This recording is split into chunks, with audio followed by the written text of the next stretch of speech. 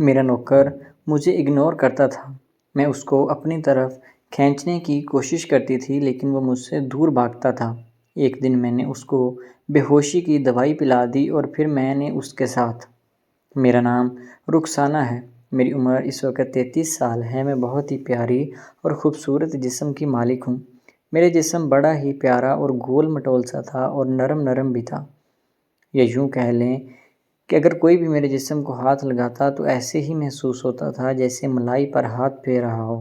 میرا تعلق بہت ہی امیر گھرانے سے ہے۔ میرا شوہر بہت ہی بڑا بزنس مین ہے لیکن اس کے پاس اتنا ٹائم نہیں کہ میری طرف توجہ کر سکے، اور میں بھی اپنی جوانی کے پورے عروج پر تھی۔ میں ابھی تک 32 بہاریں دیکھ چکی ہوں اور ابھی 33ویں گزار رہی ہوں۔ اس لیے مجھے ہر چیز کی بڑی طلب ہوتی تھی لیکن شوہر کے پاس اتنا ٹائم نہیں تھا۔ میں بن سنور کر رہتی تھی اور اپنے شوہر کو ہر طرح کی ادا دکھاتی تھی لیکن اس کی بزنس کی ٹینشن کی وجہ سے اس کا بالکل بھی میری طرف خیال نہیں ہوتا تھا کہ میری بھی کچھ ضروریات ہیں۔ وہ میری ضروریات کو بالکل بھی خیال نہیں رکھتا تھا۔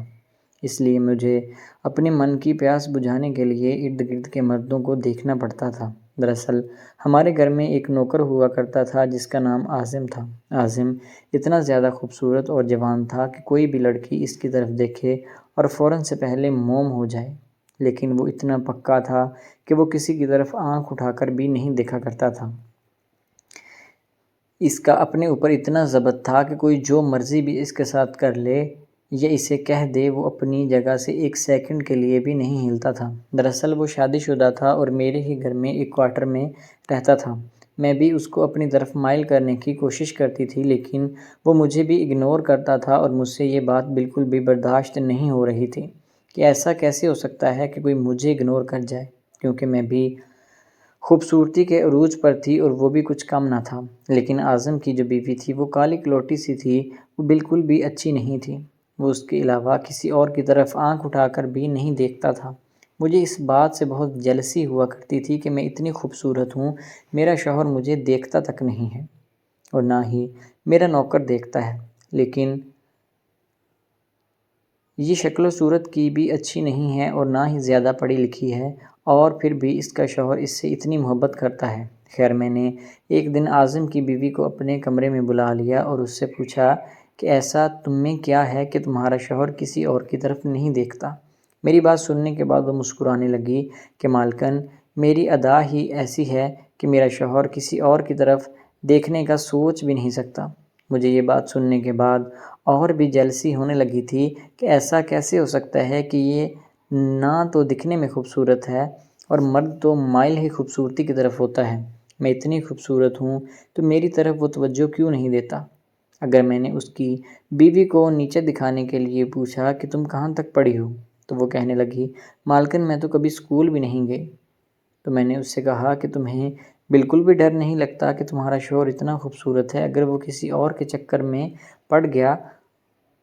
تو وہ پورے غرور میں بولی کہ مالکن ایسا کبھی نہیں ہو سکتا، میرے علاوہ وہ کسی کی طرف آنکھ اٹھا کر بھی نہیں دیکھ سکتا۔ خیر میں غصے سے لال ہونے لگی تھی اور میں نے فوراً سے پہلے اس کو وہاں سے بھیج دیا تھا، اور اب میں نے فیصلہ کر لیا تھا کہ چاہے جو کچھ مرضی بھی ہو جائے میں نوکر کو اپنے بستر پر لا کر ہی مانوں گی، اس کے علاوہ میری آگ ٹھنڈی نہیں ہوگی۔ اگر میں اندر ہی اندر پلان بنانے لگی تھی۔ ایک رات میں نے پلان بنایا تھا کہ آج موسم بھی ٹھنڈا ہے اور رات کے وقت نوکر کو اپنے ساتھ لے جاؤں گی اور بہانے بہانے سے گاڑی میں اسی کے ساتھ ہی سب کچھ کر لوں گی۔ دراصل شہر میں میری ایک بہن رہتی تھی، ہم نے اس کی طرف جانے کا پلان بنایا تھا تو میں نے نوکر کو بھی اپنے ساتھ لے لیا تھا۔ وہ پہلے تو مان نہیں رہا تھا لیکن جب میں نے اس کو غصے سے کہا تو وہ میری بات کو ٹال نہیں سکا اور فوراً مان گیا تھا اور میرے ساتھ آ کے گاڑی میں بیٹھ گیا تھا۔ گاڑی میں بیٹھنے کے بعد وہ چپ چاپ بیٹھا رہا تھا۔ میں گاڑی بھی چلا رہی تھی اور ساتھ میں اس کے ہاتھ پر ہاتھ لگانے کی کوشش کر رہی تھی۔ میں اس کا ہاتھ پکڑنا چاہتی تھی لیکن وہ بالکل شیشے کے ساتھ چپک کر بیٹھا ہوا تھا اور میری طرف دیکھ بھی نہیں رہا تھا۔ میرا سارا دھیان اسی میں تھا اور ڈرائیونگ بھی میں کر رہی تھی اور سنسان راستہ دیکھ کر میں نے گاڑی لگا دی اور میں اپنی نوکر کی طرف پوری رجھائی ہوئی نظروں سے دیکھنے لگی تھی اور اپنے بال کھولنے لگی تھی تاکہ وہ میرے جسم کی طرف دیکھ کر پگھل جائے۔ لیکن وہ اتنا پکا تھا کہ اس نے میری طرف دیکھا تک نہیں اور گاڑی سے باہر نکل کر کھڑا ہو گیا۔ خیر میں بہت زیادہ غصے اور شرمندگی کے مارے دوبارہ گاڑی میں بیٹھ گئی تھی اور ڈرائیو کرنے لگی تھی۔ مجھے اتنا غصہ تھا کہ مجھے سمجھ میں نہیں آ رہا تھا۔ گاڑی ایک ٹرک میں جا لگی اور ہم دونوں کا ایکسیڈنٹ ہو گیا تھا۔ میری آنکھ اس وقت کھلی جب میں پٹیوں میں لپٹی ہوئی تھی۔ وہ دکھنے کے بعد مجھے پتہ چلا تھا کہ میں اس دنیا سے رخصت ہو چکی ہوں۔ اتنے میں ایک ڈاکٹر آیا اور آ کر کہنے لگا کہ پریشان نہ ہوں، آپ ہسپتال میں ہیں، آپ کا ایکسیڈنٹ ہوا تھا، اس کے علاوہ میں آپ کو اب انجیکشن لگانے کے لیے آیا ہوں۔ اتنے میں میرے شوہر بھی کمرے میں آ گئے تھے۔ اس نے مجھے بتایا کہ تمہارا ایکسیڈنٹ ہونے کے بعد مجھے کال آئی تھی، اسی وجہ سے میں بھی پہنچ گیا ہوں، اور تمہارے زیادہ چوٹیں نہیں لگیں، اس بیچارے کا تو بہت برا حال ہے۔ میں نے پوچھا کہ کس کا، کیونکہ میں بالکل بھی بھول چکی تھی کہ عاظم بھی میرے ساتھ تھا۔ میرے شوہر نے بتایا کہ عاظم کی تو بیچارے کی ٹانگ ٹوٹ گئی ہے، اب وہ 3-4 مہینے ہلنے کے قابل بھی نہیں رہا۔ مجھے اس پر ترس آیا اور میں اس کے کمرے میں چلی گئی تھی اور اس کا حال چال پوچھنے لگی تھی۔ اس نے مجھے دیکھ کر منہ دوسری طرف کر لیا تھا۔ مجھے بہت دکھ بھی ہو رہا تھا اور شرمندگی بھی ہو رہی تھی کہ میں نے ایک غریب کے ساتھ یہ کیا کر دیا ہے۔ خیر میرے سر پر جنون ابھی بھی سوار تھا۔ اب میرے پاس موقع تھا کہ میں اس کا سارا خرچہ اٹھا کے ہمدردی بٹور لوں۔ 3 مہینے اس کی ریکوری میں لگے تھے۔ میں نے شہر کا مہنگے سے مہنگا ڈاکٹر بلوا کر اس کا علاج کروایا تھا۔ جتنا بھی علاج پر خرچ ہوا تھا وہ سارا میں نے ہی اٹھایا تھا تاکہ میں اپنے مقصد میں کامیاب ہو جاؤں۔ 3 مہینے کے بعد وہ بالکل تندرست ہو چکا تھا اور پھر ایک رات میں نے اس کو اپنے کمرے میں بلا لیا تھا۔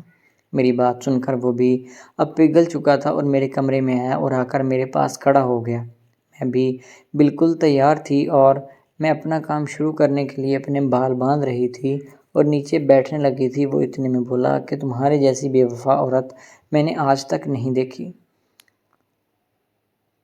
تم بہت ہی بے وفا ہو، تم آج تک اپنے شوہر کی نہیں بن سکی تو میری کیا خاک بنو گی۔ اس کی باتوں نے مجھے چکنا چور کر دیا تھا اور میں نے اس کو اپنے کمرے سے نکال دیا تھا اور اس کے بعد وہ ہمارے گھر کو چھوڑ کر چلا گیا تھا اور میری بھی آنکھیں کھل گئی تھی۔ اس نے مجھے ایسی ایسی باتیں کہیں جو میں آپ کو بتا بھی نہیں سکتی، اور مجھے بہت شرمندگی ہوئی تھی کہ میں ایک نیک اور شریف لڑکے کے ساتھ کیا کرنے کا سوچ رہی تھی، اور میں نے بھی فیصلہ کر لیا تھا اور اللہ سے توبہ بھی کر لی تھی کہ میں آج کے بعد ایسا قدم اٹھانے کے بارے میں کبھی بھی نہیں سوچوں گی، اور اب میں سدھرنے کی کوشش کر رہی ہوں۔ تو دوستو، امید ہے کہ آپ کو آج کی ویڈیو اچھی لگی ہوگی۔ اگر ویڈیو پسند آئی تو ہمارے چینل کو سبسکرائب کریں۔ ملتے ہیں اگلی ویڈیو میں، تب تک کے